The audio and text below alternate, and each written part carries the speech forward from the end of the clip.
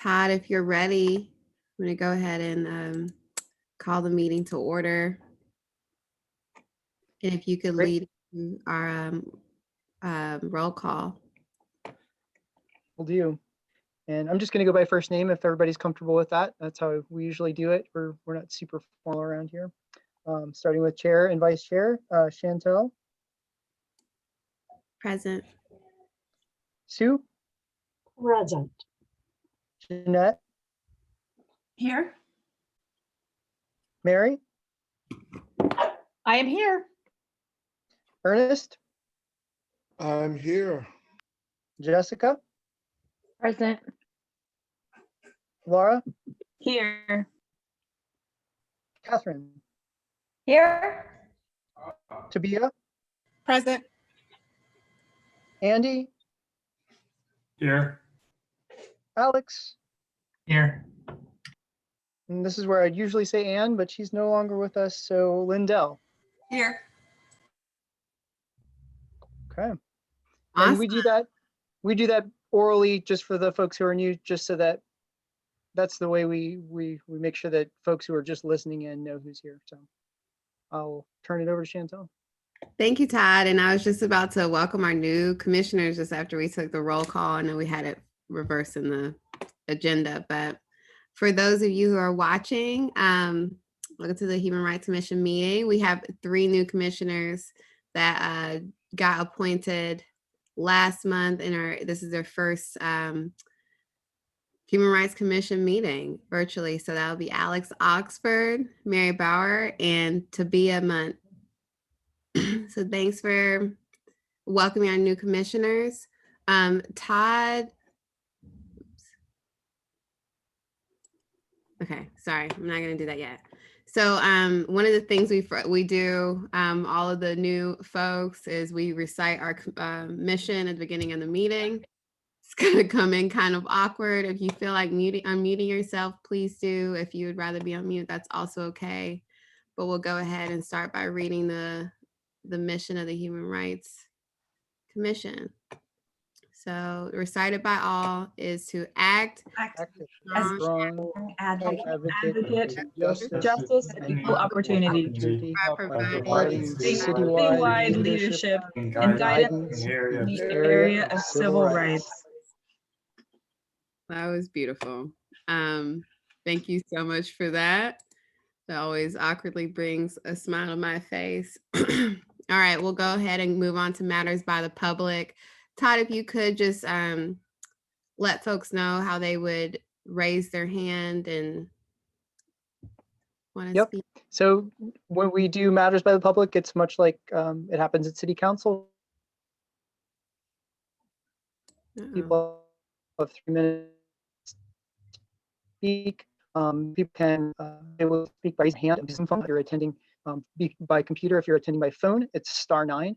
We currently have 1 attendee, and it's Ann Smith, which is kind of fun because this is the first time that Ann's ever probably attended as a member of the public rather than as a commissioner. So welcome, Ann. If you'd like to speak, please raise your hand. But that's our only attendee at this moment. All right. Thanks, Todd. Ann did assure us that she would be here in the audience. So there she is. And if you want to say anything, you can press *9. I'm not sure if you called Todd, but we'll unmute you.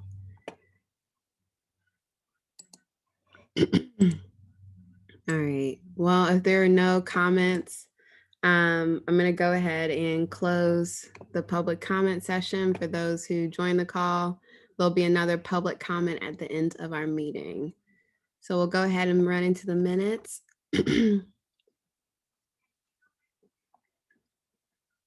Were people able to review the minutes? Probably not, but. I can make a motion to adopt the minutes. Yeah, we didn't, there isn't a star by it, but there should be a motion if folks are okay with approving the I second the motion. Awesome. All right, Todd, could you lead us through the vote? Sure will. Sue?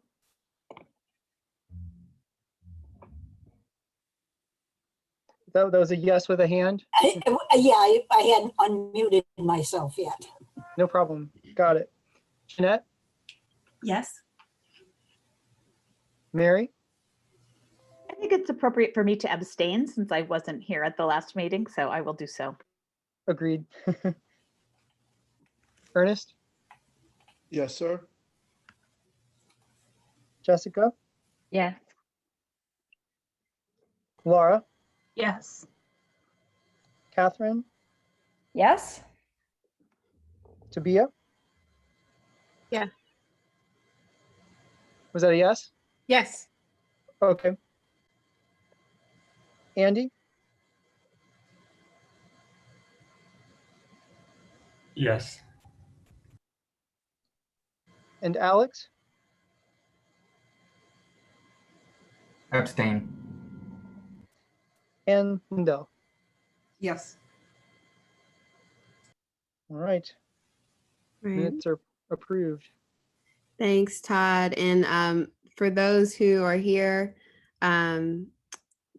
Todd will always be the one who, after I like raise it to a vote, he'll go through everyone's name and you can say if you stand for something, yes or yay, no, or you could abstain. And it's always fine to abstain from votes that you don't feel like you have enough information to vote on or you weren't a part of a conversation. So just so you know, we're going to go ahead and move into the business matters. And if the folks that are the ad hoc committee for nominations, so that'd be Laura, Ernest, and is it Lindell? Jessica. Jessica, dang it. I knew I was going to do something like that tonight. If you guys want to give us a run through of the current nominations and a little bit about the process. Yeah, I think I was nominated to speak yesterday. The ad hoc nominating committee met yesterday to go over the preliminary slate of nominees. If you were listed on the form, so wonderfully made by Jessica, I have already reached out to you by email to ask if you are still interested in pursuing that nomination. And so far, the following people have confirmed. So for chair, Jessica and Mary are both interested in pursuing their nomination. And for vice chair, Catherine and Sue are interested in pursuing that. So I was going to say, if you want to add your name into the pool, there's still time to do so. You can either reach out to me now and I can update our team by the end of the meeting, or you can make the decision over the next month. We would just ask that you prepare a small statement at the beginning before next meetings that you can have some sort of position to discuss. I think that's it. Thank you. Do folks have questions about the process? Okay.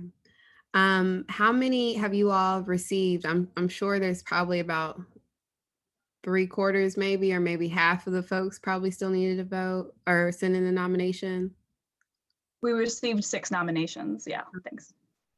And of the people that I've reached out to, I think I'm still waiting to hear from 3 people who were nominated in the form, but haven't gotten back to me if they want to like get on the slate. So Okay. I'm here on that. Sounds good. And then I have one other question. So just to clarify, people can be voted for both the chair and a vice chair position. Just because we heard one name in the chair or maybe vice chair, we could still send in a nomination for certain folks to be in that other position as well. Yes, that's my understanding. Awesome.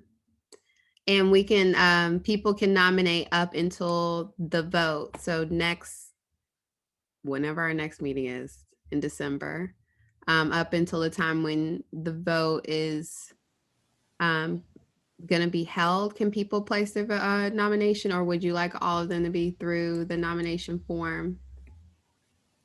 I think at this point, Oh, so okay, Sue. Yeah, there are always nominations from the floor, always accepted at any voting of any kind. You always can nominate from the floor after a slate has been presented to you. Awesome. All right. Thank you. I just wanted to clarify for myself and then also for any others. If there are no more questions around that, I'm going to go ahead and do any. Go ahead, Todd. Because I like to avail myself of Sue's expertise. I was going to ask, I know that in past elections, and this may have been because there was only an acting chair at the time of elections, but I know that Charlene, as the director of the commission, would start the meeting prior to the vote. Because there's an acting chair currently, does that No. would the chair start the meeting, or do I need to do that? No, you start the meeting. You control the election process. Mhm. You're the one that asks for a report from the nominating committee. They'll tell you what the names that they've got for the offices. You are the one that asks for nominations from the floor, and you are the one that conducts the election. And we will do that right off. That's the first order of business for the I December meeting, Don't care correct? where it is in the agenda. It doesn't matter. Okay. Very good. Thank you. Thank you, Todd. Those are really great questions. That also reminds me, if there are any folks out there that have been nominated for chair and would like to schedule a short chat with me, I want to leave that open for folks. Sue and I haven't put together, obviously, the meeting for December, but depending on where the nominations fall, that person will be assuming chair like in that meeting. So, or no, Sue, could you, we can't hear you, you're muted. That person has always taken office in January. So would Todd, so can I ask one more follow-up question? So would Todd run the whole meeting or just the No, he just runs the election. Okay. That's good. I feel like You are still in charge until January 1. yeah, I guess last time I was chair and then I just got nominated for chair again. So I Yeah, think, well, that Yeah. that's a different creature. I know. So, all right, I'm gonna go ahead and move us to the next item in our agenda, which is C, the HR 22 revisions. I hope people were able to see and go through.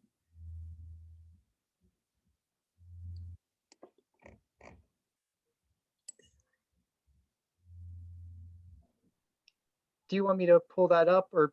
Yeah, if you could pull it up. Sorry, Todd, I'm trying to pull mine up as well. I'll do my best. Could someone explain the document a little bit? That is, like, who the edits are from, and just I have read it, but I don't entirely know kind of the background. Sure, I can do that. I have mine up. So while the stuff is pulling up, this resolution came up as a potential tool that we could use. The name of the resolution is resolution to remove a commissioner for good cause, Charlottesville Human Rights Commission, resolution HR 22.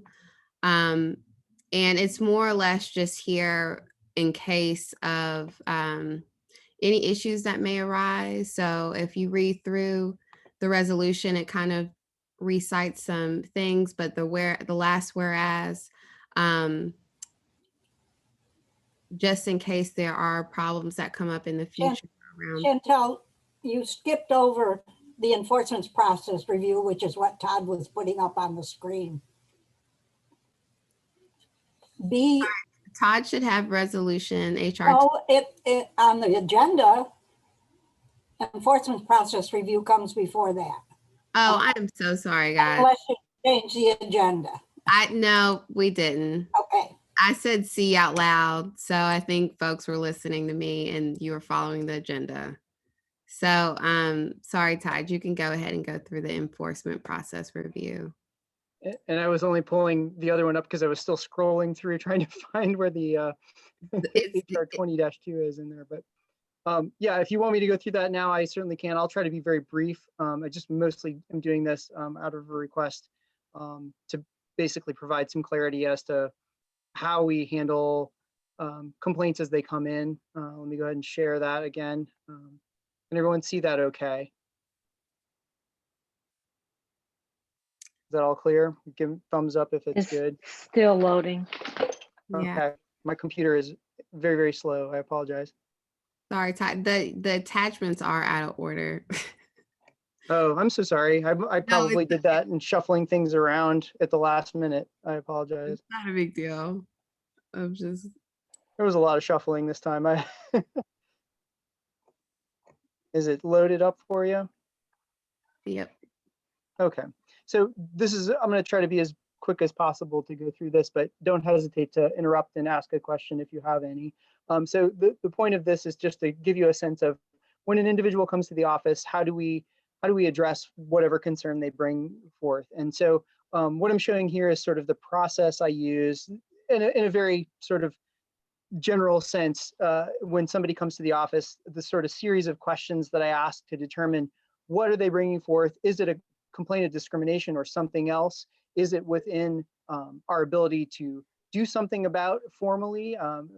Whereas sometimes people bring things that are either outside of our jurisdiction or not a complaint of discrimination, which I would then do something else with. So that's the point of this page, is to just show you sort of a flow chart of that process. And I don't think it's necessary to go through the whole piece here, but the point is it's sort of a dichotomous system to try to get to a point of next action. And a lot of things that as we've talked about in previous meetings, are things where people are just looking for some guidance, right? And some assistance, be it helping to navigate the affordable housing market, or it's potentially a complaint of discrimination, but it's outside of the city of Charlottesville. And so where do I go to get that addressed? And so I provide that guidance, and that would all be covered on this page, right? If something arrives to the point of a formal complaint of discrimination, which is within our jurisdiction to address, at that point, we would consider it a formal intake, and I would move on to this next process. I'm going to scroll up, and it may take a second here. And this is where,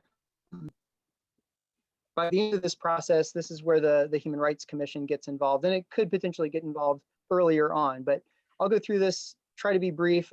Hopefully you guys had a chance to look at it either previously when I put it out, but if not, I'll try to go through it, but not super in depth.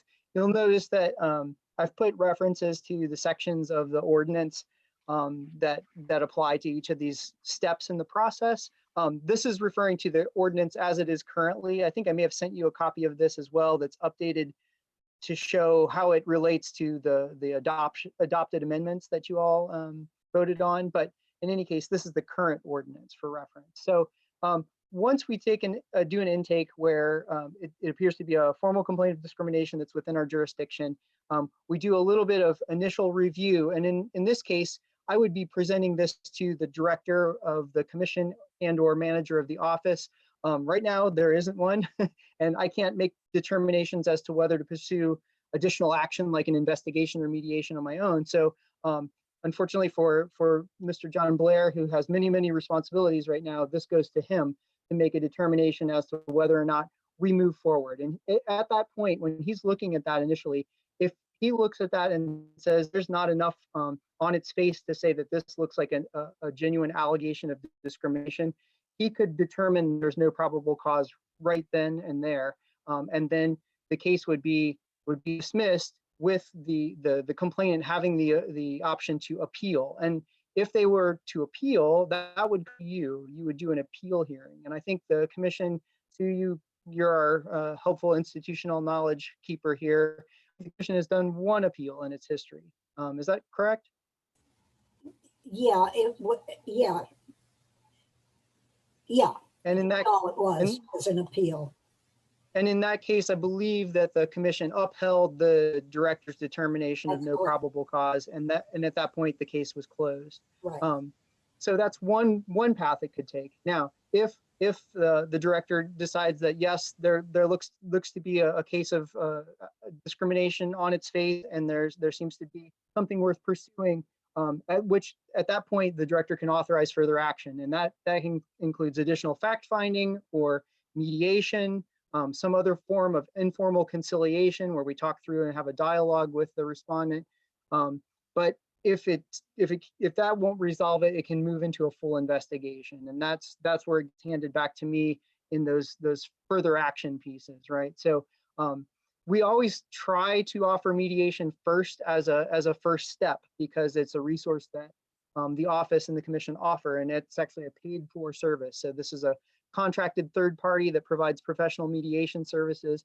And if the complainant and the respondent both accept to pursue mediation, and the mediation results in a successful agreement, a binding agreement, then that's another opportunity for the case to close and settle early on.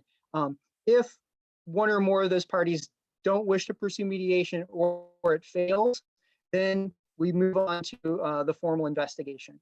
And we'll be talking, this is apropos because we're going to be talking about a formal investigation that just got completed with a determination of probable cause, which is something that has not happened, I believe. Sue, correct me again if I'm wrong, but I don't think the commission has ever had a case with a determination of probable cause. Nope. When that happens, there are a couple of things, and we're a little bit in uncharted territory, but I'm going to do my best to walk you through it. And Allison is here to correct me and steer me straight if I start to get off course here. Now, of course, after an investigation and after I submit the report to the director could determine that there's no probable cause. And again, the complainant could appeal back to the commission about that decision. Okay, so there's another chance for that complainant to appeal a determination of no probable cause.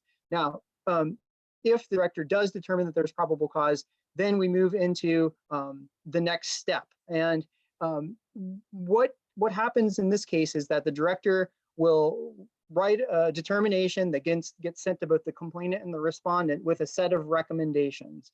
And so depending on what those recommendations are, we may still try to conciliate again, either through formal mediation or some other manner, depending on what the remedy is that the individual complainant is seeking.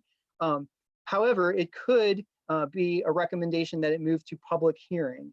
And that is the thing that we have not explored and done as a commission yet, which is why we're going to talk a little bit about that tonight.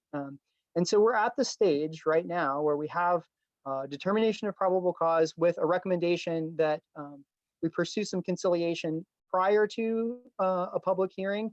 I'm in the middle of that process right now, and so I don't know what the outcome will be. There is still a chance that it may end up in the hands of the commission to vote on whether or not to hold a public hearing. And so when we get to that step, there will be more to think about. So that is one of the reasons why it's on the agenda to perhaps discuss a little bit more of that process and how we want to go about that. But in any case, the final piece here, if we're kind of down at the bottom of the chart here in this yellow box, if the commission holds a public hearing and offers some potential recommendations. Now, if the commission finds that whatever remedial measures they recommended haven't been taken, the commission has the ability to recommend to the city attorney to seek relief through the court system. And in that case, that would go back to the city attorney's office to litigate the case potentially as a civil case in general district court. So again, we've never gotten there, but there's always a chance. So that is basically the process. And I know that was a lot of going through it. I think about it all the time, so I probably talk through it very quickly. If you have a question, please let me know, and I'd be happy to answer it. And let me know if you want me to stop sharing the screen just to get it off the screen. I have a question. Oh, sorry, go ahead. No, I was gonna go ahead and open it up for questions. I have a question. You said that the director pulls together recommendations. I don't see that on here. Is that the same as mediation offered? It is part of the written determination of probable cause. So I didn't include all those details in it. If you look at section 2-439.1b, it talks about that piece of it. But yeah, that's a good point. I also have a question, and I just want to say I thought the chart was very helpful. I really like the color coding. It's very useful. I'm curious about the yellow boxes, and it may be that I could understand this by looking at the ordinance, but I'm just wondering whose decision it is, for example, to seek documents pursuant to a subpoena ducis tecum. Is it the commission's decision, or is it the city attorney's decision? Yeah, that's a great question. We've not done that before. So that would be, for example, if I'm investigating a case and the respondent is reluctant to release some piece of information, I would go to the city attorney to ask for assistance on that. And so I assume that it will be done in consultation with the city attorney's office. I would probably inform the commission that something like that is taking place without releasing the details of the case, but just to know that, that's where the case stands and that's the action that's being taken at any point. But again, we haven't done that, but yeah, great question. And maybe Allison can speak to that if she has anything to say more about it. Thanks. Yeah, I would imagine that if the commission wanted the city attorney's office to issue a subpoena ducis tecum, provided that the city attorney agreed to do so and the city manager agreed to do so, then certainly that would be done. We haven't had that situation occur at this point. I wouldn't anticipate that there would be a lot of opposition from the city attorney's office or the city manager's office to help the commission conduct their fact finding. With respect to actually proceeding with a case, we haven't addressed that issue yet. I do think the commission would need to work in conjunction with the city manager because you are a city commission, to decide how to move forward with that. But certainly the city attorney's office represents the city and the boards and the commissions. And it may be a situation, depending on workload and the issues involved, where we look to outside counsel if there's some unique expertise that needs to be employed. I think without a specific fact set, it's difficult to tell you exactly how that would play out. Ultimately, the city manager controls the affairs of the city of Charlottesville and directs the actions of the various departments. Okay. Thank you, Allison. Are there any other questions? Catherine, is that your hand up? Yeah, it is. Sorry, it's my son's 17th birthday, so we're sitting at the table eating birthday cake. You can't see that. Why not? Why can't we see it? So I have a question about there are no time frames associated with this, and so the city manager could take a year to come back with a decision, right? We have no leverage to really. So I have many thoughts about that, other than can we add some times to this, and are they enforceable if we do?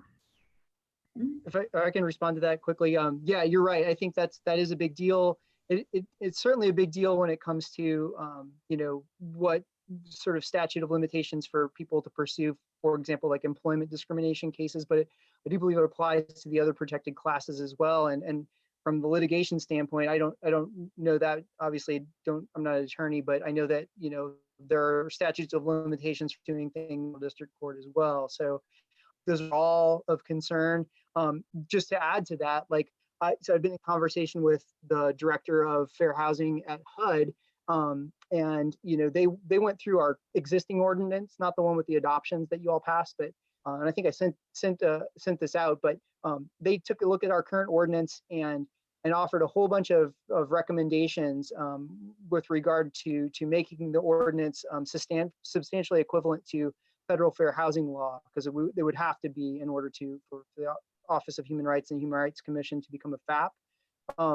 And that was one of the big things that they put in there, was that there's no time frames for any of this stuff, and that needs to be in there. And yeah, it currently doesn't exist in the ordinance.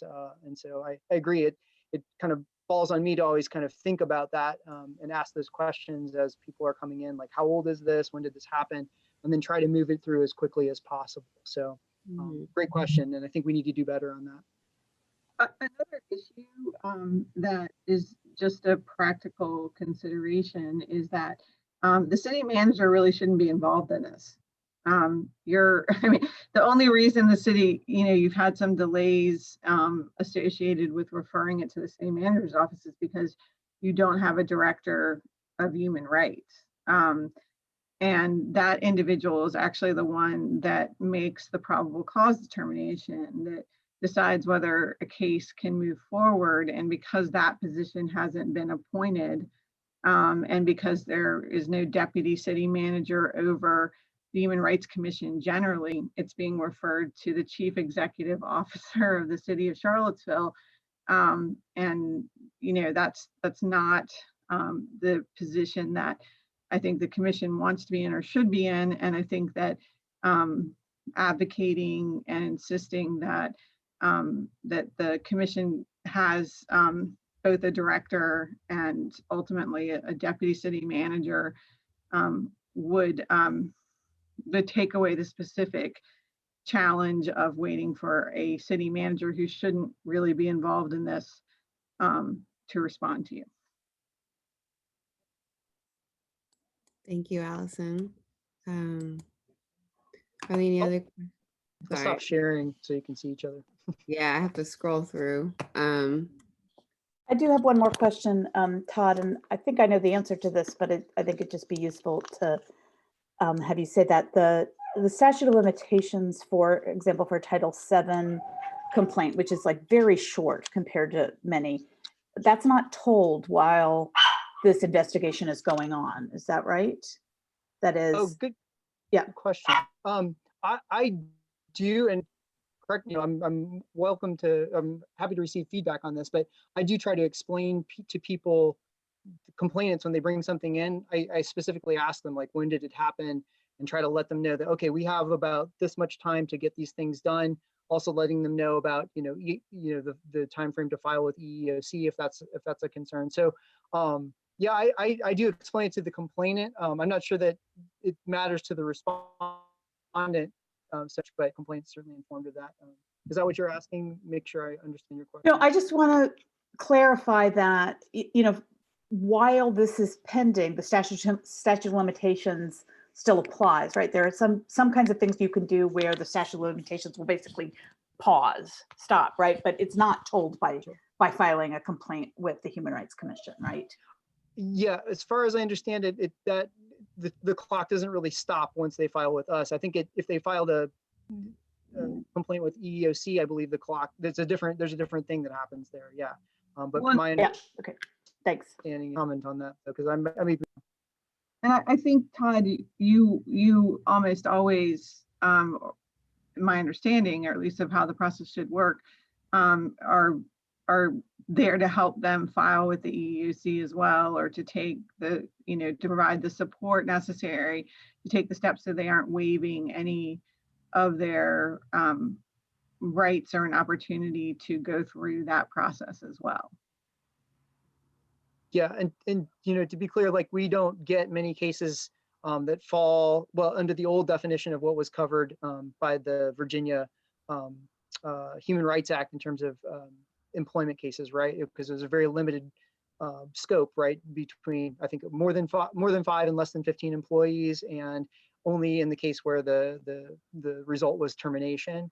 That may have changed there was a recent section in the Human Rights Act that was repealed by the Values Act, which I think strips that piece away. And I think that's still under review with our whole set of adoptions that are going to council, but that may change. And so then it's a question of does the complaint needs to know that they can file with us, potentially file with the Attorney General's office or the EEOC, because there's kind of 3 different levels that they could now pursue resolution of their complaint.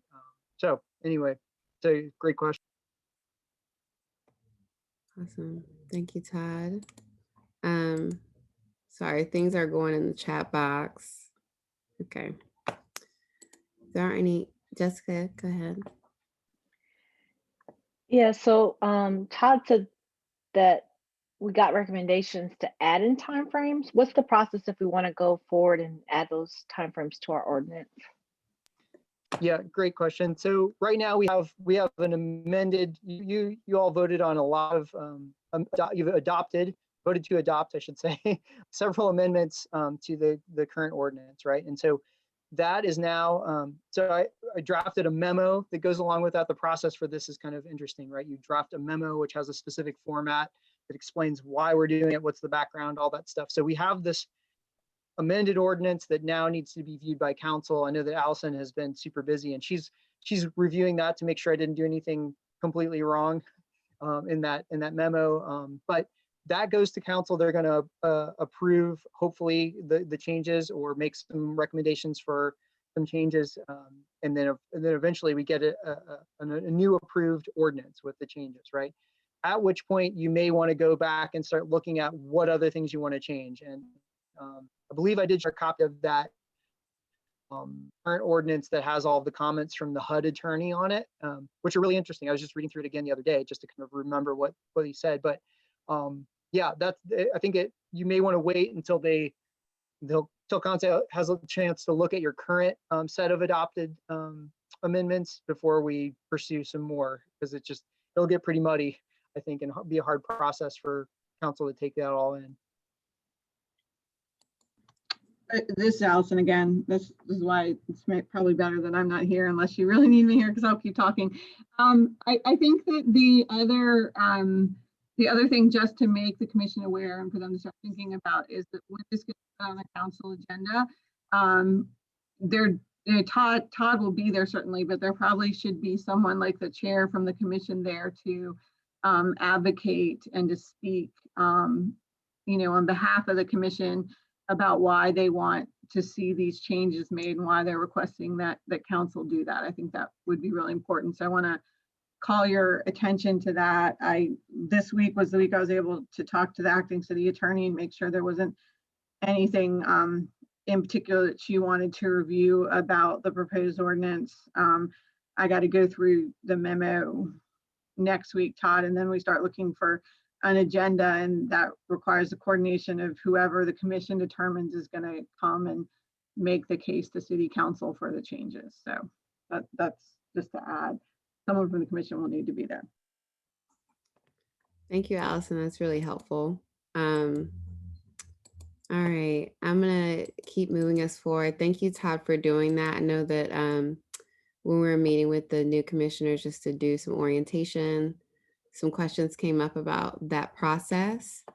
As you all know, the Human Rights Commission, we serve a really important purpose of partnering with the Office of Human Rights in reviewing those cases if it does come down to a public hearing of some kind. But we also have a role to play in making sure that folks in the community are able to find the Office of Human Rights and feel welcome and feel like this place is somewhere for them to be able to get help if they do feel any type of threat of discrimination. The next item on our agenda is kind of around that, like how do we as a commission make sure that we're continuing to uphold the most inclusive space that we can, where we're reaffirming trust in the work that we do and what the Office of Human Rights does. And just to say that we're also still human. And from time to time, things may happen that may actually kind of undermine public trust of the Human Rights Commission. So this resolution was crafted. We had met, Todd and I met with Allison Davies more than a month ago. We introduced it at our last Human Rights Commission meeting. And it was really focused on how we hold ourselves accountable internally. And I also know that there are a couple other commissions out there who are striving to do the same, striving to have like inclusive, equitable boards, and also striving to have some systems of accountability when, for whatever reason, that's always not upheld. So this resolution was crafted as one of those things that we could have in our toolbox just in case there is issues that come up that are brought to our attention from the broader Charlottesville community. Maybe issues that may be concerning their trust in our commission or our board, and how could we respond and have some policies around that should any of those issues happen. So Mary, that was you had kind of asked for an intro for it. I hope that was good enough context to set this conversation. Yes, thank you. I really appreciate that. No problem. So Todd, I don't know if you want to explain. Mary's other question was around the edits that had happened and who put those in there, or what came of them. Last meeting, we did discuss this, and I believe Todd took a stab at kind of synthesizing what some of the feedback was on this resolution, and he went in and added it in.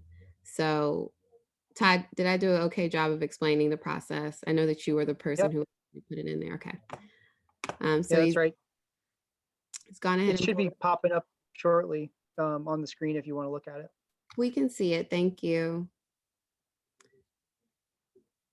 All right. So now that we're in this mode, I can't really see folks, but I'm just going to go ahead and open it up for a discussion around the things that Todd has done to help us move this forward. And if folks have any comments. Go ahead, Sue. I see your hands up. Chantel, full city. Pardon? Sorry, what? What'd you say, Todd? Sorry, I don't know if you actually want to see it, if it's more helpful actually to see each other's faces. It's very tiny on the screen. What's that? It's very tiny on the screen. Yeah. I fortunately printed it. What I want to say was, I think the changes to take care of the concerns that I had with it at the last meeting. The fact that we're going to develop a procedure for that outlines actions that we would take. I'm very happy that that is in that. And the A part of list of guidelines outlining general activities that may be considered harmful to the commission. I think that's an interesting thing, and it'll be interesting to watch the commission come up with those general activities. But frankly, the changes that are made and that are in the blue take care of the concerns that I had last month about any such resolution. Todd, could you blow this? Thanks, Sue. Todd, could you blow the screen up a little bit so maybe folks could see it better? Yeah, if you could zoom on the part that's changed, that would help. I'll see if I can. I'm doing this from Box, but let me see what I can do with this. I might be able to. Just FYI, folks, under view options, we each have the ability to zoom. We can't scroll down the page, but we can make what's on the screen bigger. So if you go to view options, you can do that yourself. I'm going to remove the thumbnail. Is that any better? Todd? Yes. Yeah. I added an edit. It's just a small catch. It says the correction of public trust in the whereas, the last whereas section. I changed it in the Box draft yesterday, but it didn't catch. And to the agenda. Okay. And where is that at? You said in where it says public trust? Yes. The last paragraph before be it resolved, where it's harmful and undermines, it doesn't say public trust.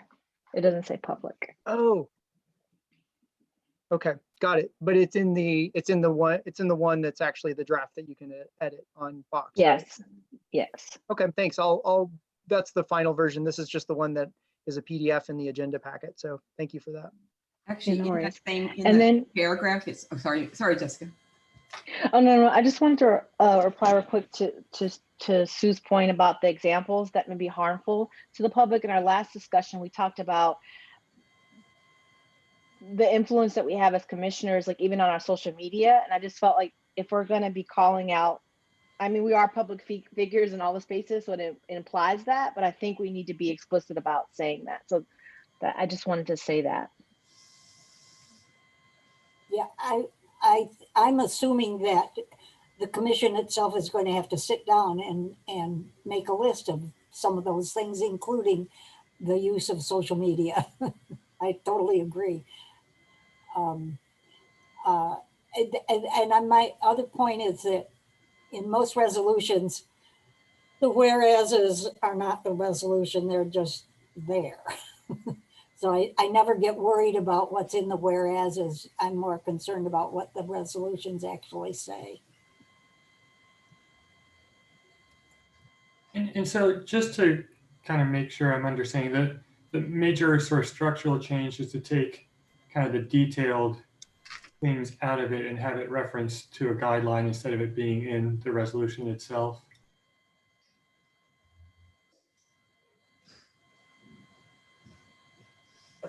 That, Andy, I think that was my interpretation of the discussion last time, where this is more of the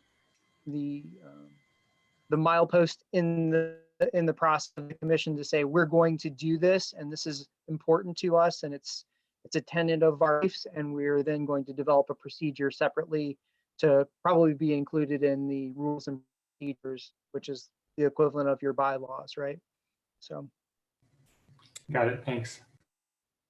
I will say I did prefer the other version. And I do think it was a little bit more clear. And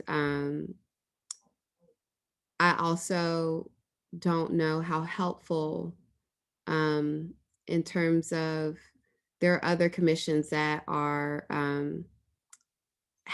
want to establish some type of policy as well, and they were actually looking to the Human Rights Commission for this document if we were going to pass anything.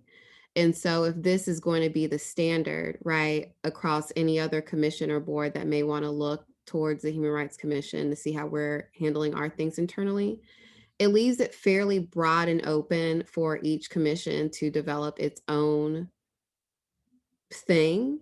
And I'm a little bit nervous that it's not necessarily going to be a tool that is helpful outside of what our commission does. And so I just wanted to raise that. I think the original version was a bit more clear on what the process was, and this one feels more like a document to set up a process, and it feels like we're burying it under different layers of resolutions that we would pass. And so that was my biggest concern about what the edits are today and how they may have a ripple effect on other commissions trying to do this work in Charlottesville. Not necessarily this work per se, but trying to remain more equitable, inclusive, and fair and all those things, and having internal accountability structures.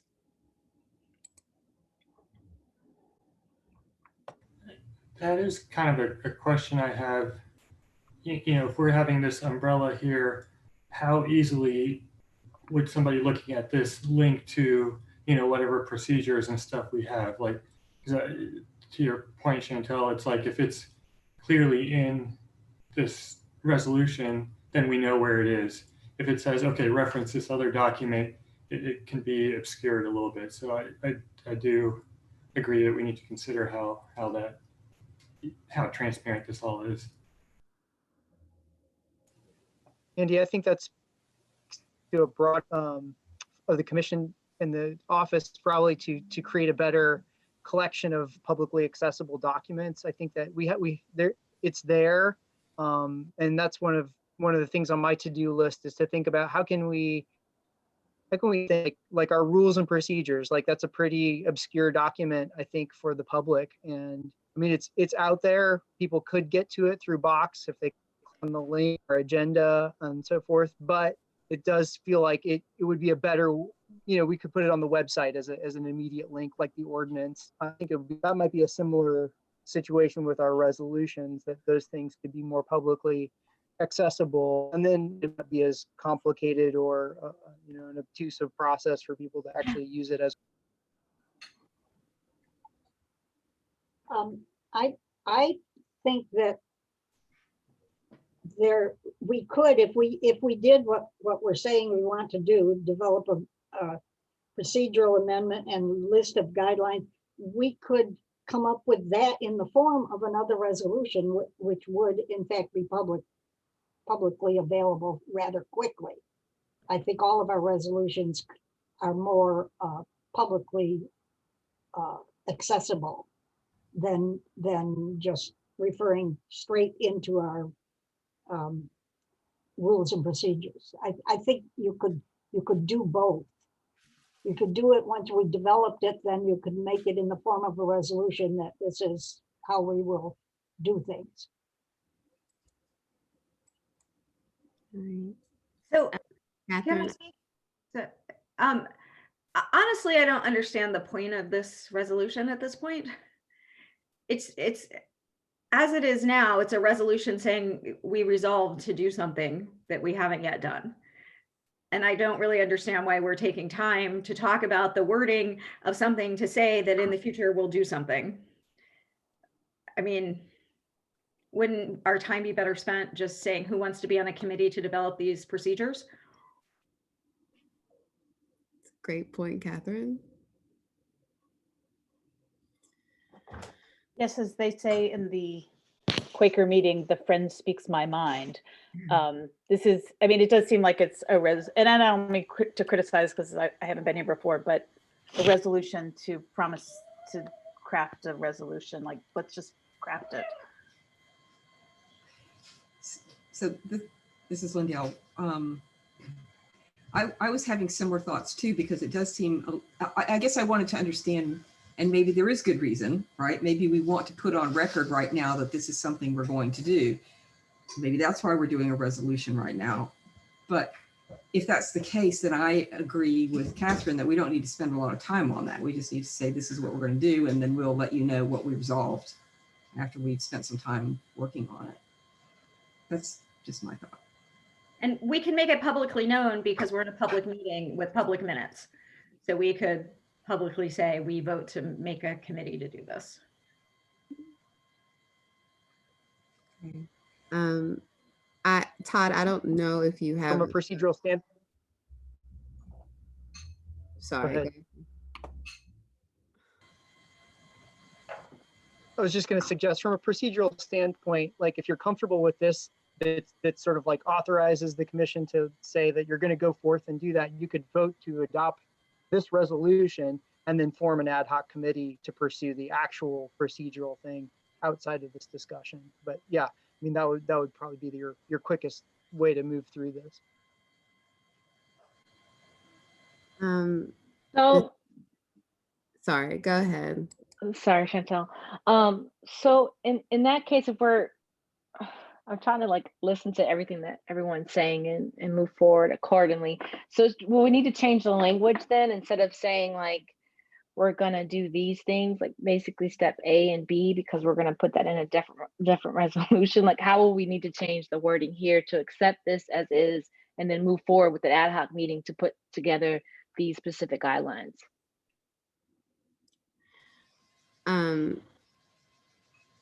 Jessica, just before I get to that point, I do want to remind people that there was a different version of this document. And these are just the revisions that Todd had integrated. And I really do feel like the previous version was kind of what we may have needed. I think maybe the process of how it was developed is what we were uncomfortable with.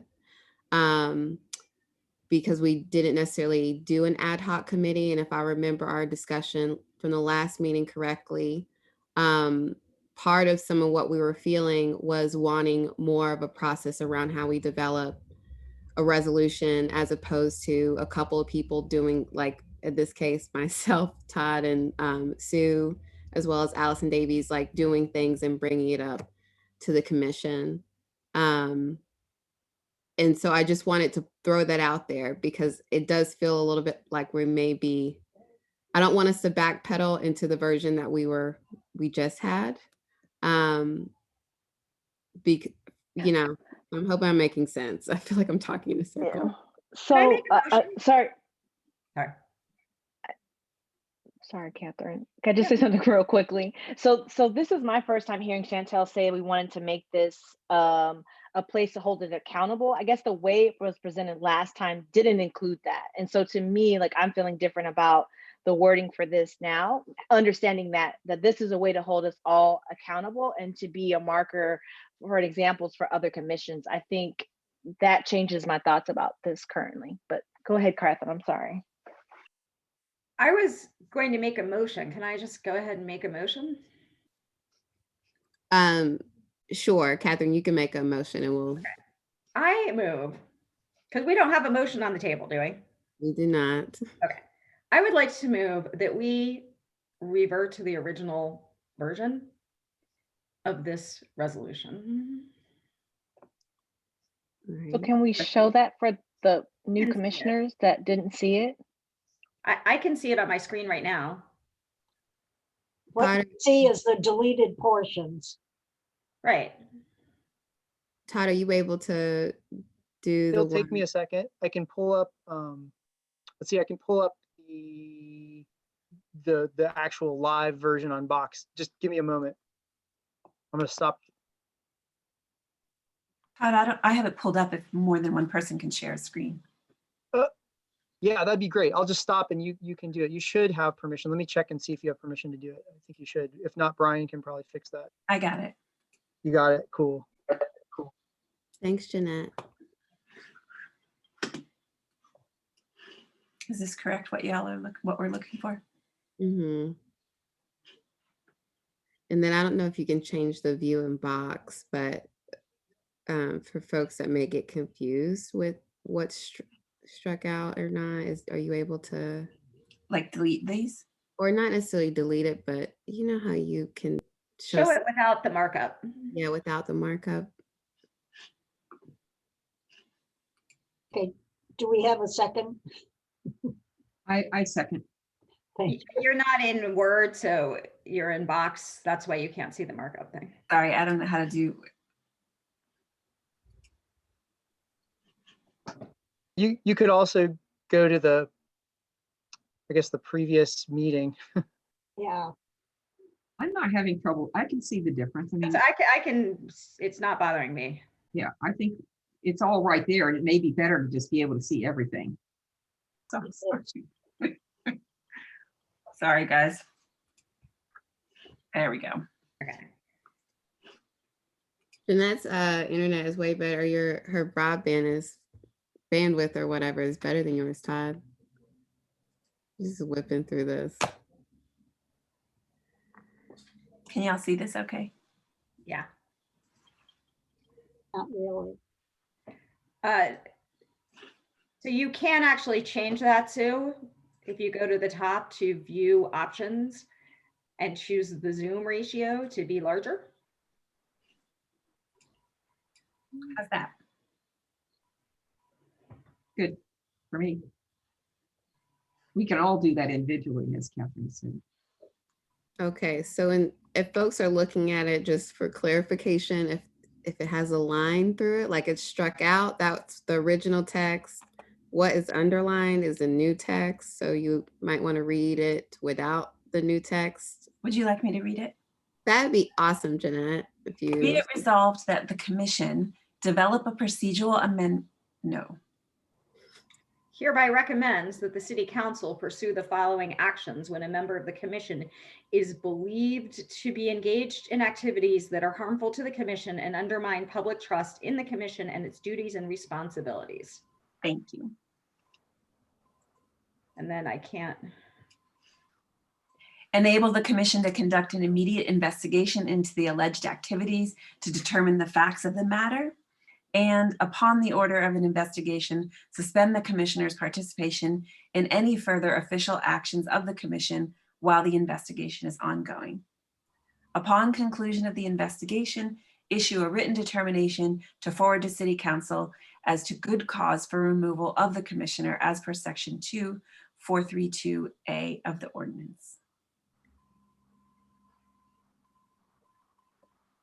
So that was the process that was developed. I second the motion. So it's already been seconded. Oh, Mm. sorry. So is it possible, this doesn't, this just indicates that they gone into this investigation, but doesn't specifically say that they were, that it was proven that they did do bad? Don't we have to, shouldn't we say that we're not just jumping from B to C, but C happens only if we agree that they did not, that they did this action that was. Mhm. Okay, so then that would be, you would, Jessica, if I'm understanding what your recommendation is correctly, is you would like to clarify some of that step between A and B. So at A, enable the commission to conduct an immediate investigation. Maybe we clarify this to mean set up an ad hoc committee or Yes. a And then body. C, Okay. yes. And then that C, if found that yes, said commissioner did go against what we said and to be it resolved, then they will no longer be a part. Then we would ask they be removed from the commission to city council. Mhm. We could actually give ourselves 3 options: to do nothing, Yes. Yes. Thank you, Catherine. reprimand, to reprimand, or to remove. Okay, that's great, Catherine. Very good. I like that. Thank you, Catherine. You were on my wavelength just now. Thank you. So that would be added to C. Todd, I don't know if you're keeping track of. So just to clarify, do you want to make these edits right now and on this amended version? Is that what we're trying to do? Apparently. Or The motion is to go back to the original document, the original format that we had with the putting back all the deleted things and removing the new things. for the sake of time, and I don't know if this is useful, but we could make these outside of the meeting so that it doesn't take up the meeting time, and then just bring back the new version at the next meeting, because it's not as being an urgent issue. We could just bring the amendment back. Okay, but we have a motion on the floor right now to bring back the deleted items and remove the new items. That's basically what Catherine's asking. Right. And before we go any further, we either need to take care of that motion or not. Well, we can table it. Okay, thank you. That's taking care of the motion. Yes. So you have to vote to table it. So yeah. Okay. So there's a motion on the table. I can't remember who seconded. I'll second the motion to table it. Okay. Todd, could you bring us through the vote for tabling the motion? So we're tabling the motion was proposed, and we're voting on whether or not to table the motion. Yes. That's what we're voting on, to table the motion. Okay, great. Sure. Sue, Yes. Jeanette, Yes. Mary, Yes. Ernest, Yes. Jessica, Yes. Laura, Yes. Catherine, Yes. Tabia, Yes. Andy, Yes. Alex, Yes. and Lindell. Yes. Okay, thank you, Todd. I believe that passes with tabling that motion. And Todd, I believe your suggestion was to still have an ad hoc committee go and work on this. Was that what you were asking us before we tabled that motion? It's up to you. If you feel like, this is all captured, and it's going to be captured in the minutes and in the video, so I can go back and make the changes that were recommended and then bring you that next time, or an ad hoc committee could be formed to do that if that's preferred. If there might be more things that you want to include for consideration. Go ahead. There is also Sorry. an opposing view that we don't need to go back to the other one with or without any new changes. So my preference would be for maybe an ad hoc committee to take a look at just how to get this thing in a fashion that we're all happy with. Lindell, did you want to go ahead and make a comment? I'm not sure. I think I'm just ready to move on. All right. Well, it looks like we've still settled on an ad hoc committee for this. So, or to Todd's point, we could go ahead and just revert. Todd and I could handle the revision. So, I think what I'll do is just ask for a show of hands if people would like to do the ad hoc committee. If there's not a critical mass, then Todd and I will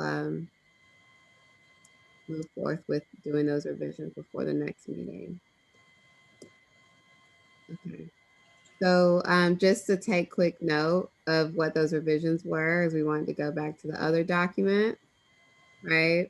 And there was an ask to add in just that simple process of taking in an ad hoc committee that would do that investigation that was under A, and then to the last bullet point in C, there was some recommendations that we could do nothing, recommend, or remove. And what Todd and I will do is we'll share that out way before the next meeting. Please open that document. Please look through it. Send feedback. So even though we don't have a separate ad hoc committee, it'll be open to everyone. We can go in, we can see it, we can work with it, and we'll put it on the agenda for next time, hopefully to vote and pass that resolution, if that sounds good for folks. Like looking around, sounds like that's okay. Okay. Todd, did you want to? We just need to maybe confer with Brian as well to make sure that there is an ad hoc slot available, given that there's a limited number of those in order for them to meet. Yeah. And Brian is. I think we won't need to do an ad hoc for this one. It sounds like we're gonna do kind of like open editing. We'll take care of the edits and share it as a document, and people will be able to go on and see it. Can I ask? Yeah, I think I would like to say something, if that's okay. Okay, go ahead, Lindell.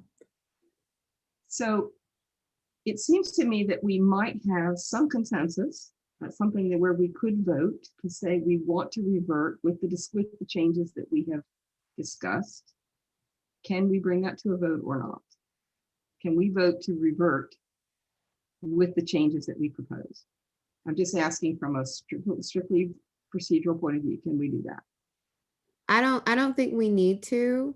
And we never actually voted to accept those changes, right? So we're just going to go back to the original document that we had, and we're gonna. Okay, good. Yes. Okay, good. Excellent. Okay, I'm getting nods from Sue, so I think I explained that right. Okay, great. If there are no more comments there, I'm gonna keep us moving through. All right. So we're going to go ahead and move to the city temporary staffing discussion. Allison Davies is here. I would like to note that Deputy City Manager Ms. Shelton has showed up, and Sina McGill is now in the audience, not Sina McGill, Counselor Vice Mayor McGill is now in the audience, just for folks. Lindell, you put this in on the agenda, you brought this up. I wanted to know if you just wanted to start us out. I'm sure Allison's ready to say something already, but so maybe Allison needs to tell us something about. I don't. I just was, I was unmuting so that I could be ready to fire. Okay. Yeah. Go ahead, Lindell. Lindell, you're still muted.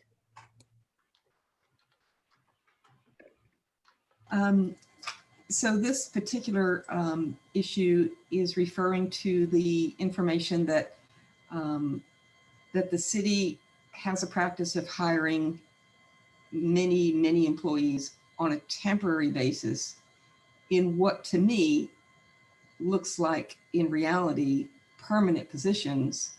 And by doing so, whether that's the intention or not, but the effect is that people who are actually permanently, employed by the city are treated as temporary employees by law and by access to benefits and things like that. And that sits uneasily on me. And it feels like there's room there for abuse. And I think it's something that I'd like for us to discuss as to whether or not this is a human rights issue.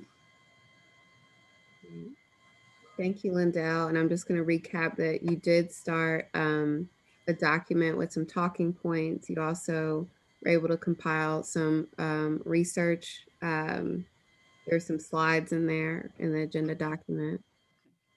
So I'm going to go ahead and open it up for discussion.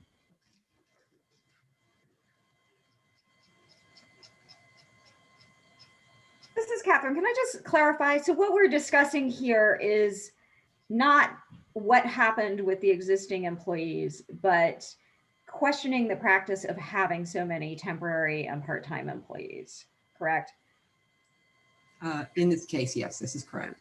Yep. And so making a recommendation to the city that they really should only hire full-time benefited people or part-time, whatever it is, but be clear about what someone's hiring category is. Correct. Yes, I think that the city needs to first really be very clear and honest about what the position really is. Right. Right. And I say additionally with this, one of the things I know was really a problem is that many of these were truly part-time, temporary kinds of positions, but that people were stacking up bunches of them so that they were essentially full-time city employees in multiple jobs. That's one issue, I think, Catherine. But there were cases too of people who, from a year to year to year to year basis, were working seasonally. But my daughter, she's a coach. She's a lifeguard. She's a swim teacher. So she was hired in 3 different part-time, and one of them, at least 2 of them, are seasonal positions, right? And so I have no human rights concerns about the fact that she was let go. But my point is that there were people who were truly living on these wages. And I want to make sure that our recommendations address the fact that the city should be cognizant of when they have people who are doing that, so that those positions are somehow converted to something, that's benefited. Right. And I don't know the intricacies of HR stuff, but I know that there are rules about that. Mm-hmm. So I'm sorry, but where is the, I'm sort of looking for the data that you're talking about, because I share your concern, but I'm just trying to understand what would I look at to see kind of the number of people who are effectively in this situation. I'm actually looking to, I can bring it up. Hold on. I've got it up and I can share my screen if somebody. Okay, that'd be great. Okay. There's a set of PowerPoint slides, Mary. Yeah, I see them, but I may not understand which one. If this is what you're asking, can you see this? What's on the screen? Okay. There's a draft memo, and then here's some slides that show the statistics from the city. So I don't know, Mary, that the situation that I just enumerated is laid out here to say that X number of people were in that position. I know informally that some, perhaps small number of people were really working full time.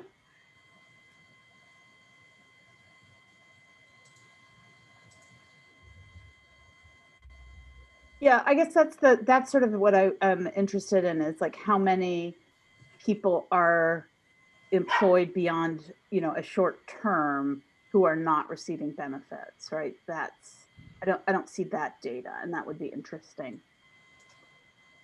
Mary, if you could you just lay out that reasoning a little bit more just for us and folks that are watching when you ask about that data point?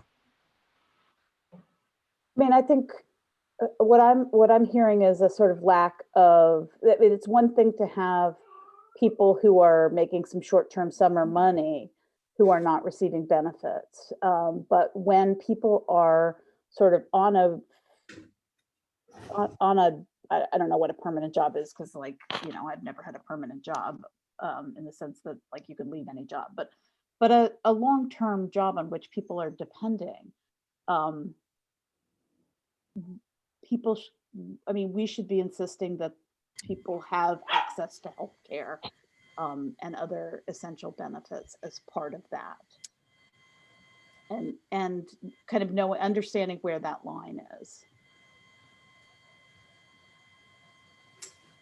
I would respond to that, Mary, by saying that honestly, as the Human Rights Commission, I don't think we need to get into the weeds of where the line is or even how many people it is, but we're just asking the city to look at this and do better, which I honestly think they intend to do, but maybe we can give them a little public boost.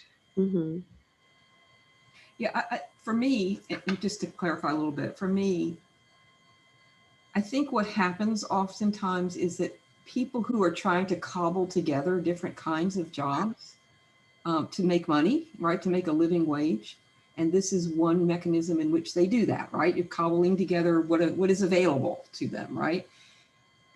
We should be very cognizant, as you said, Catherine, of when someone is working full-time, right? And they should be given those benefits that come with a full-time, essentially permanent position.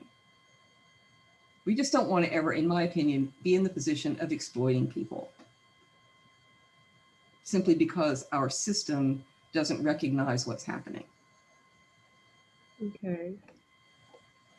So one of the points that are being made that I'm not sure it's expressed clearly in the memo, but I'm just repeating what the conversation has been, is the city being aware of the amount of staff or employees that are on their payroll, living or working in situations where they are formally down as part-time employees for the city of Charlottesville, but they're working so many jobs that it equals a full-time equivalent to make a living. Is that what we're saying?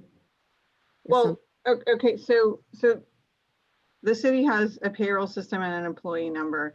And when someone gets over the threshold number of hours as an employee number, there are legal requirements to offer them benefits. So one of the things I think that this is a really complex subject, because what happens in a department like Parks and Rec, who's running multiple operations, is that, and you can agree or disagree with this, Parks and Rec created, 492 different types of positions, right? I mean, so there's a lot of, maybe there's 50 that are lifeguards and, 25 that are camp counselors. And so, so when a position is advertised, you have positions advertised as part-time benefited positions. You have positions that are advertised as full-time benefited positions, because those are intended to go all year round. And then you have positions that are advertised as seasonal positions, whether that's full-time seasonal or full-time or part-time seasonal positions. And the nature of those positions are categorized based on whether you're going to have camps running all year, which you're not, but you might have camps, or you might have instructors, or you might have lifeguards or pool attendants that are working 8 or 9 months of the year.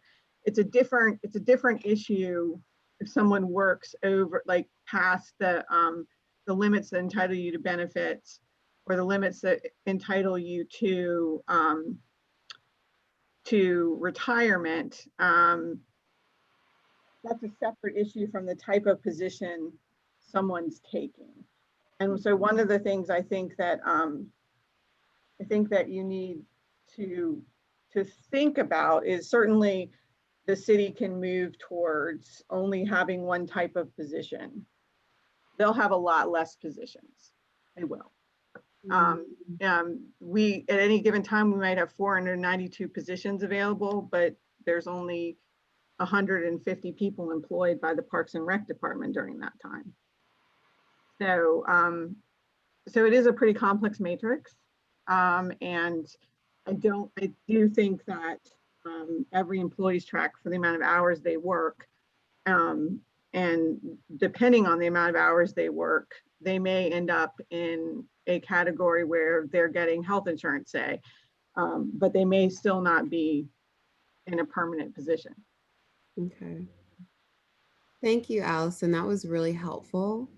I mean, honestly, like, it is an incredibly complex, when we're talking about Parks and Rec especially, an incredibly complex operation with a lot of different types of employees. So, I mean, I think that I don't think it's a simple. I think if you want to do it, first of all, I would suggest you sort of identify a long-term committee to address that, and then also think about how it attaches to your actual mission.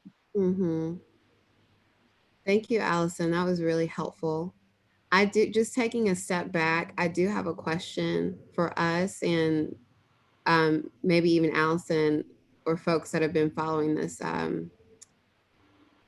just this discussion more closely. The way that this is written, Lindell, is as though, regardless if we were in a pandemic or not, our city is having issues with hiring practices. And I just needed to take a step back and remind myself how this conversation came up in the first place. And I know that there were a number of employees that were left go. And I'm just asking this question out there. Was this because of the pandemic and things, restrictions, health restrictions that have led to different closures of parks and all that stuff that wouldn't normally come up? Or is this something that has come up because we know that the city is going through different shifts in leadership in different departments? And this is something that just floated to the top. If there's anybody that knows the answer to that, that would be helpful for me. And if that's clear, like if that question is clear. If you're talking about the reason there was a discussion in City Council, it was because we continued to pay. So on the week that the city closed, there were, of the 492 positions, there were approximately 152 people scheduled to work. We closed the city, and those 152 people in Parks and Rec had no job because all of these recreation facilities, golf programs, camp programs are closed. The city continued to pay for everyone who was working on that particular week, those 152 employees, through March, April, May, June, and July. They paid them even though they weren't working. When we got into the new fiscal year, we were looking at 152 actual people on the rolls that were not in permanent positions, were in positions that did various types of work. Now there was about approximate, I don't know the exact number, there was a 30 or 40 that that because they're customer service representatives, they actually work most of the time because they've got the broadest title and can go fill in a bunch of other things. The customer service representatives were asked to come back to work and fill in ways that may not have been the job that they regularly did. But everyone else So that would be lifeguards, instructors. There's a whole list. All of these other people, they stopped paying those people. They were temporary employees. We knew that we were getting into a new fiscal year. There was a potential financial shortfall, and there was no foreseeable time that any of these recreation centers, golf programs, they just weren't going to be opening up. Like, we were not going to be, summer was over. We're not going to be opening the pools. We're not going to be opening the rec centers. The summer camps are over. And we're going into a fall where the pandemic is only going to get worse. So the discussion that was before City Council that prompted this overall city debate about how to approach Parks and Rec employees and their classification was pursuant to the pandemic. Now, it's a separate question. I'm not sure that it's a per se human rights question, though I can be convinced that it is. If someone wants to tell me how. There's a separate question about, is a city practice that creates all of these different positions so that effectively there's a 10-hour job and a 5-hour job and a 3-hour job. Should the city be just moving to just hiring, as opposed to having 400 positions open for people to apply to, having 100 positions, but those are full-time customer service positions, and those customer service positions do whatever needs to be done in the city. And we stop having all of these temporary positions and these people that are picking up, 5-10 hours here and there. It's certainly a different philosophy and approach. It is a much easier approach for the city. I would actually like to comment about that. Okay. So I think that there is, I appreciate everything you've said, and I understand that I understand that human resources issues are really complex.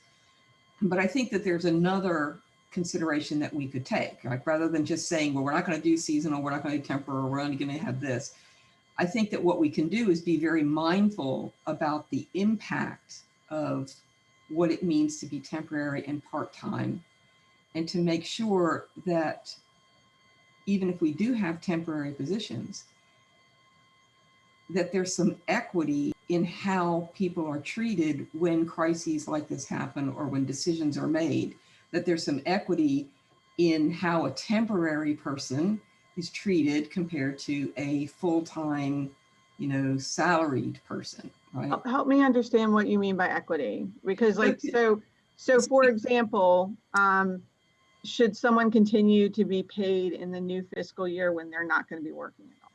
So if a full-time salaried person's job was also, in other words, yes, if we would continue to pay a full-time salaried person who was not able to fully do their job, then yes, we would continue to pay a temporary person who was not fully able to do their job. At least that is something we should consider. Now, I'm not saying that's what we should do, but I think that we should look at that from an equitable point of view, because we're still talking about human beings performing work on behalf of the city. And the fact that they're doing it temporarily is really not any different from a human rights perspective than whether or not they were full-time permanent. I don't think that the city is in the business of having, if they have a full-time position, it is most likely a position where they're either bringing the people in even during the pandemic, or there's a way for that individual to work from home. I do not think they're apples and apples, Lindell, but I mean, you could certainly investigate this one. That's what I'd like to do, because I think that what we tend to do is we tend to categorize people into expendable and not expendable based upon whether or not they're temporary or part-time or full-time. And I'd like for us to explore that. I think that that's something that we should look at, because it's just practice, right? The fact that we do that distinction is practice. And it may be, there may be other things, but we can change that practice. So this was pandemic driven though, Lindell. I mean, this is about the fact that there was no work for people. It's essentially the same thing as having to do a layoff. So I can give you an example in my workplace. We were faced with exactly this situation. We had temporary, we had seasonal people, and we made the decision to find other work for the people to do so that they would stay employed, right? Every person was offered the opportunity to come into a position as a customer service representative if they wanted to.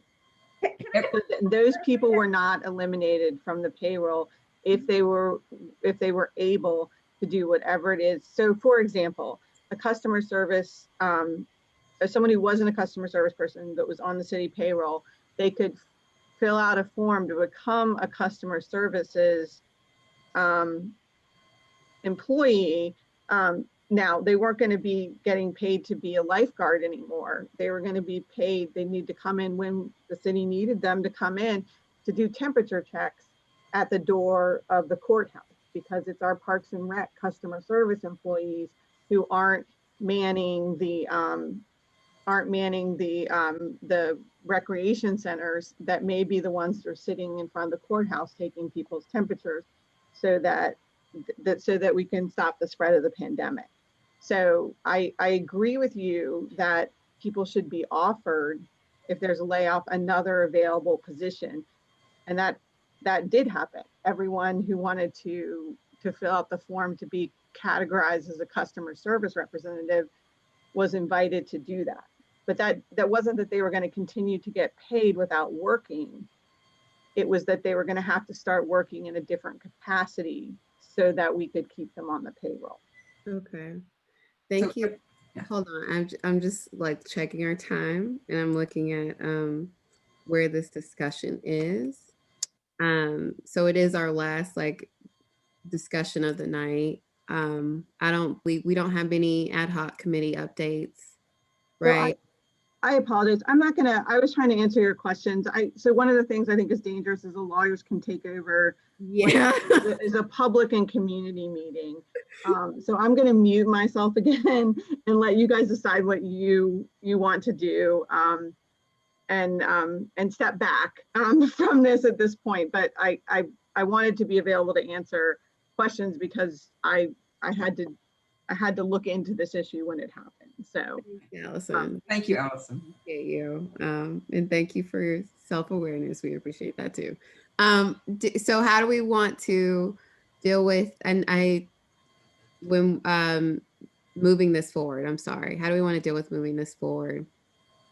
Catherine? So I really appreciate the spirit of this, that it brought to light this ongoing issue.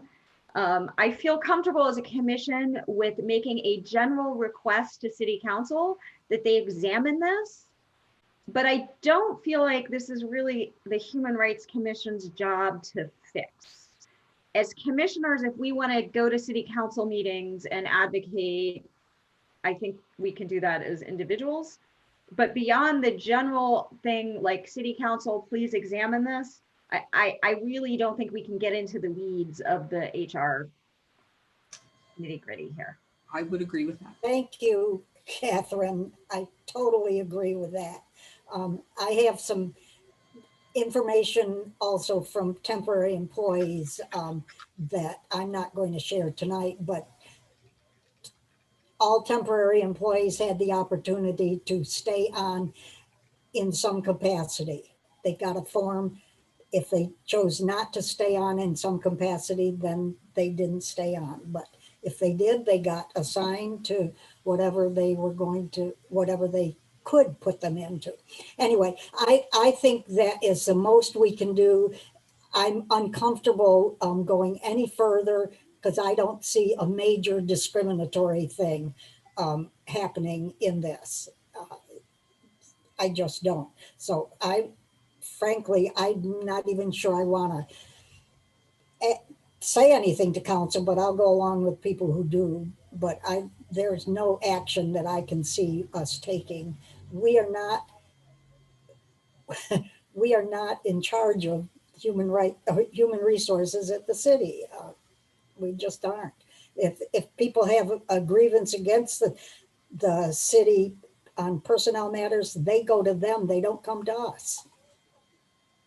I would say, I think that encouraging the city to look particularly at the demographics of people who are put in temporary versus permanent or part-time versus full-time positions, I think that is an appropriate role for us, though, because if there is a wildly disparate racial impact, which I suspect there could be, then that's something that needs to be at least looked at.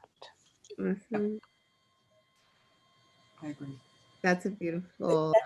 Then we need to get that information. That's what's asked for in the memo, the draft memo. That's in the draft memo.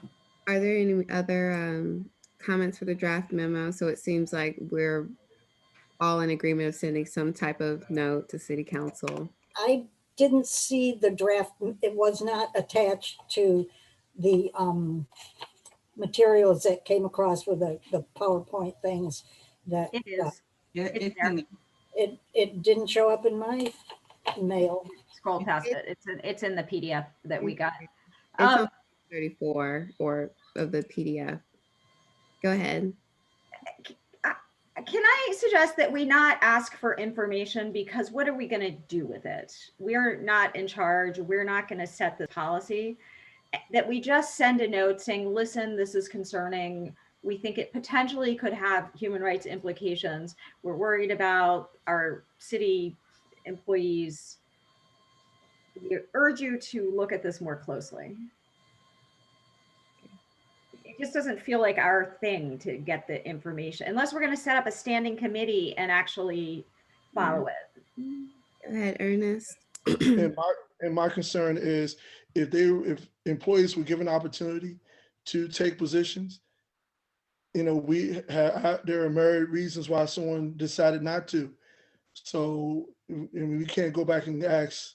My concern is going back and asking people why they decided not to take the position, and try to make a feeling of what's equitable and not, depending on what someone decided not to do.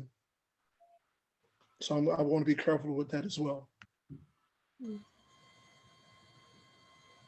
Are there any other, thank you, Ernest. Are there any other comments? Okay, I'll share one thought that I had about this as Allison was doing her lawyer thing and giving us all the details, which was awesome. And then Mary, you came in and asked about the demographics. And I was a little bit curious personally about the timing of the ask and how much information people have gotten. And so if we're in the middle of a pandemic and you're getting paid to, because City Council did cover from March until July, which is phenomenal.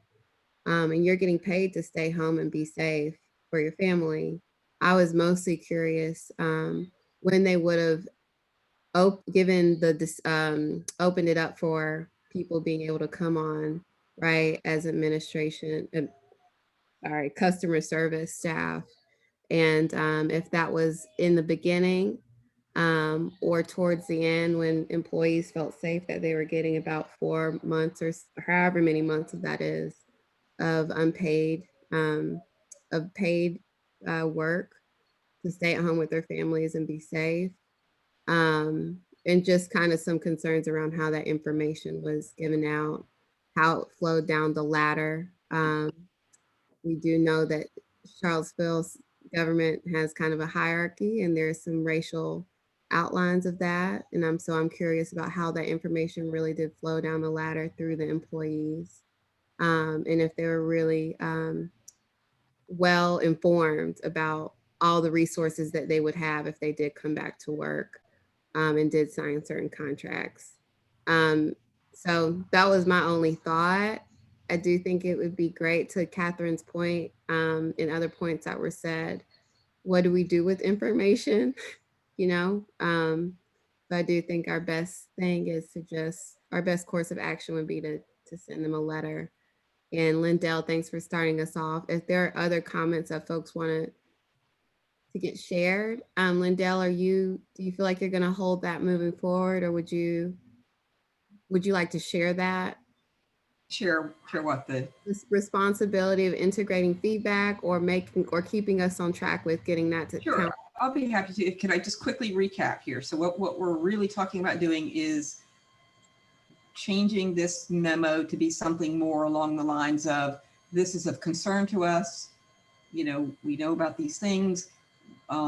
We ask the city to themselves, is that what we're asking them to do? To monitor themselves, whether or not they're being fair and equitable, and whether or not these things are happening along that are disproportionately affecting people of color. I mean, are we asking the city to monitor themselves? And if we are, I'm happy to draft that, but is that what we're asking? We're proposing to ask? I think that is what we're proposing. We're maybe providing a recommendation to city council, right? That they look into this in some way. Catherine, do you want to work with me on this draft memo? Sure. Okay, thank you. Awesome. Okay, I am going to keep moving this through, if that's okay. If there are no other comments there. Todd, I think we're in your report, right? Yep, So I'll be really brief.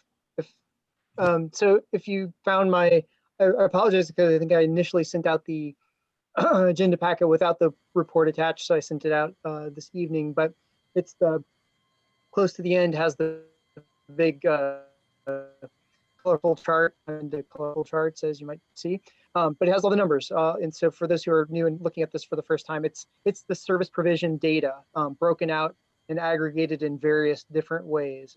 So it's a lot to digest. But if you have questions as you go through it, you know, now or after the meeting, by all means, anytime reach out, ask those questions. For everyone who's seen these before, the one thing that you'll note that's different is I have added in all of the major categories where we do receive inquiries and complaints, those being housing, public accommodation, and employment. We don't ever get anything about private education or credit, so they're not included. But in those top three, I have included all the other protected classes that we adopted, that the commission adopted to include in revised ordinance, because I'm already getting things, inquiries and complaints that pertain to those. So I'm tracking that information, whether or not we have the authority to enforce anything yet or not.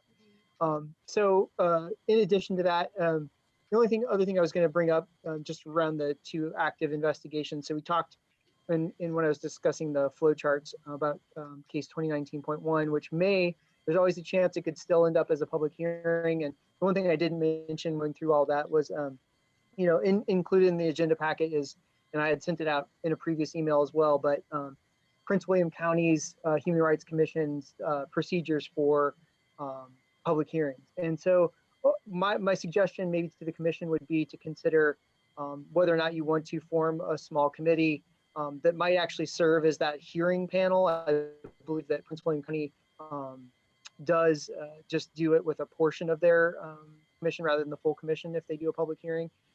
In addition, you may want to designate that committee to take a look at this Prince William County procedures, because we don't have a procedure, and that might be a template for developing our own procedure, just so you're ready, so that this doesn't come at you quickly and then you're not prepared to have a public hearing and it delays it.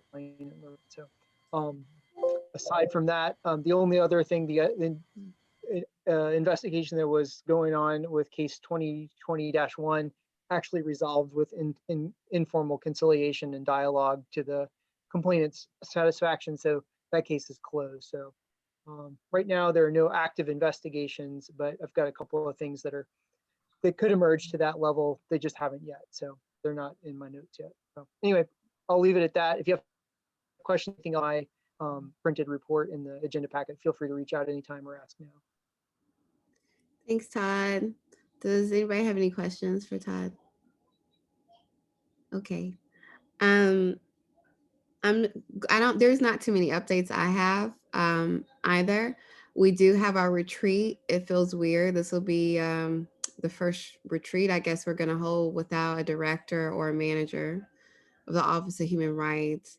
I did want to see if we could go ahead and get it on the calendar though. It usually occurs in January or February.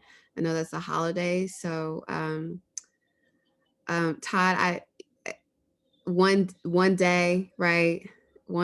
I don't remember if we do 1 day or 2 days, but I'm pretty sure it's just one day, right? Okay. And it'll probably be virtual. So I guess we're saving money this year, though I think it would be really nice if we could see each other in person. And then Todd, are there any other things, a facilitator, if we wanted to request C&E or? Yeah, I mean, if you wanted to do some sort of a workshop or something, and you thought of a particular topic that you wanted the presentation on, we can certainly talk about that, and I can dig around and find a facilitator, or if somebody has a recommendation, we can pursue that. Okay. And if it's easy, it may be easier to send out sort of a doodle poll rather than try to get all our calendars out during the meeting. I didn't think that was what you were proposing, but I'm happy to do the doodle poll. I do know that Charlene did finesse that once. And we all picked a day in the meeting, and that was pretty impressive. I don't have that skill, so I'm not going to try. So if you could send out a doodle poll. And the other question I have is, I know that, Charlene usually is the one who sets up our retreat. So I feel a little bit, if you have any wisdom for what we should be doing, like, is this something that we set an ad hoc committee to do, or we just tell you what we want in our next meeting? We can put it on the agenda and we speak as a group. Yeah, I don't have a lot of a wealth of wisdom on this, but I think, like you said, Charlene held a lot of that. I think she was just sort of adept at sort of making it happen. She had connections with locations. Obviously, our location is going to look very familiar to our current location. If you wanted to just discuss or think about ideas between now and the next meeting, and then we can just bring those up and then sort of put together an agenda and then talk about it that way.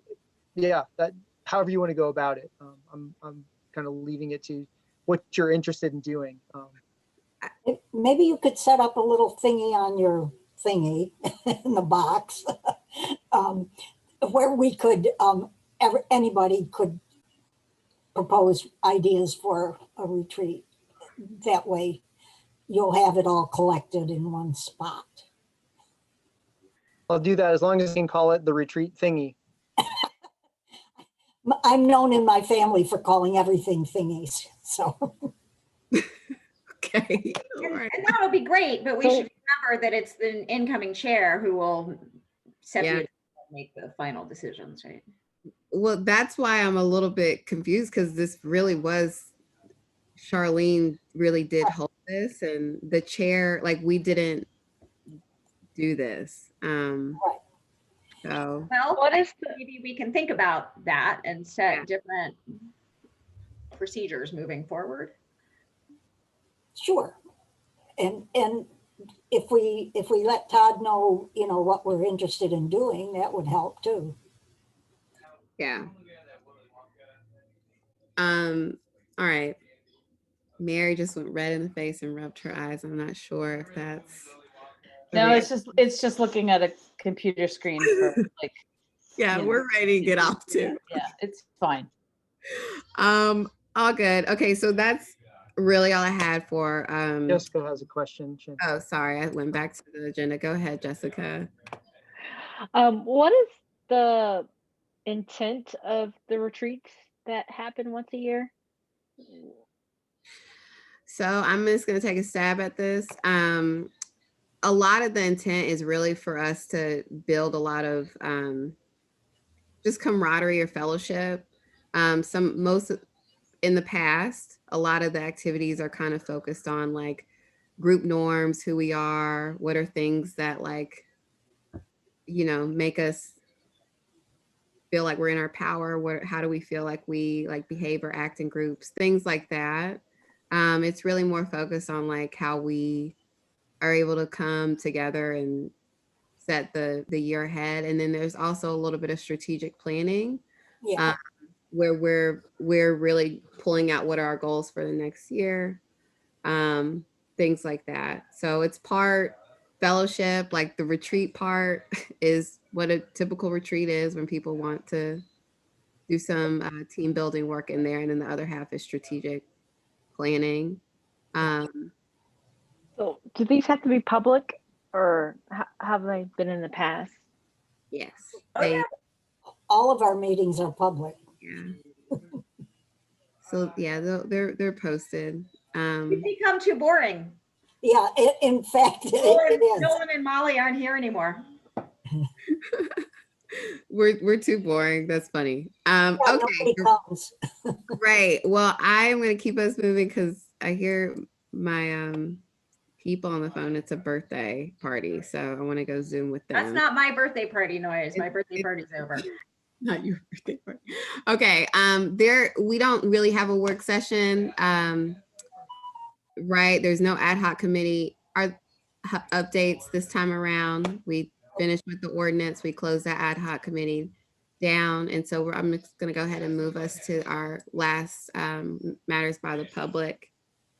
So if you're in the audience and you would like to speak or you can raise your hand by pressing *9.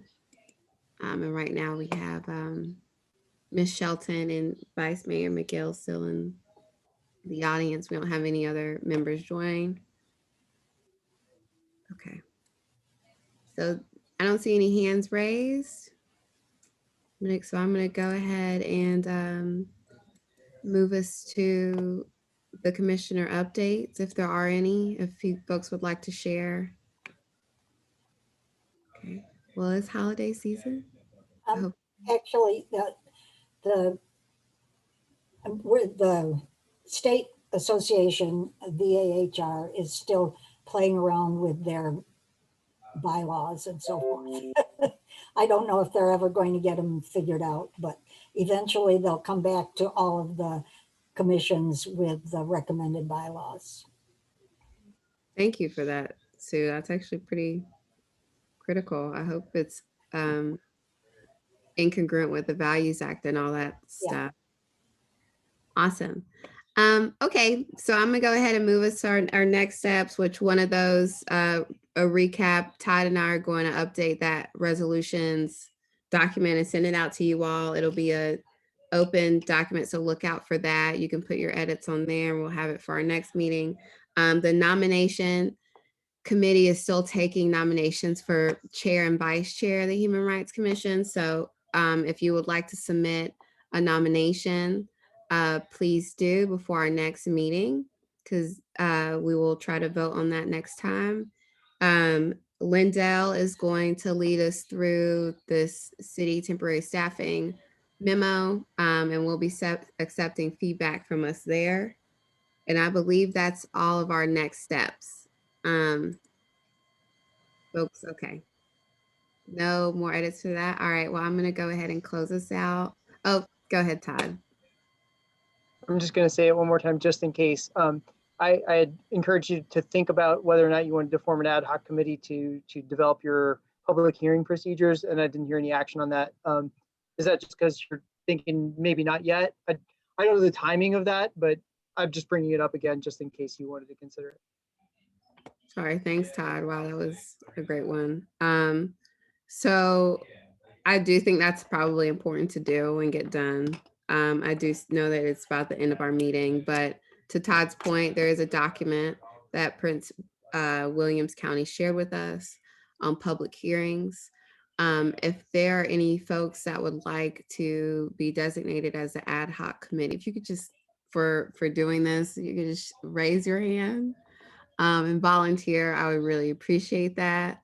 Okay, so we have Laura, Alex, Mary have raised their hands. Okay, and so that's gonna be 3 of us, so we'll need to have that set as a public meeting, right, Todd? And Todd will work with Brian to get that meeting on the calendar. Yeah, and I don't know if Brian's listening in at this point. And I know he put some information in the chat, but maybe it's easier if he could explain that to us. Hello. Todd, did you want me to talk about the retreat specifically?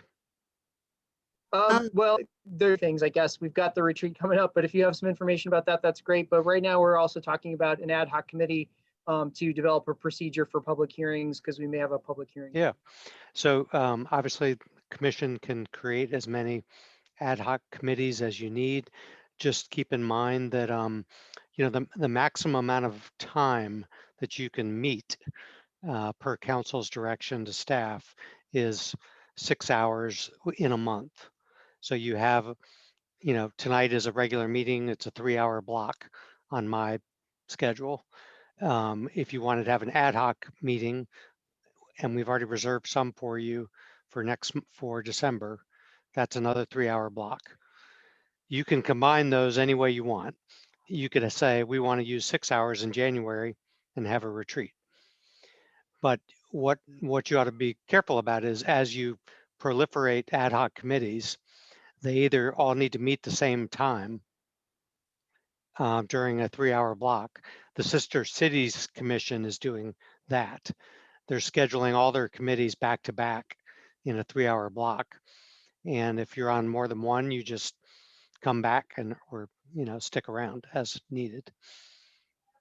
So those are the constraints Todd and I are dealing with as far as resources. And is that different if it's only 2 people who meet? If it's an ad hoc committee? Yeah, if it's 2 people, we don't need to make it a public meeting.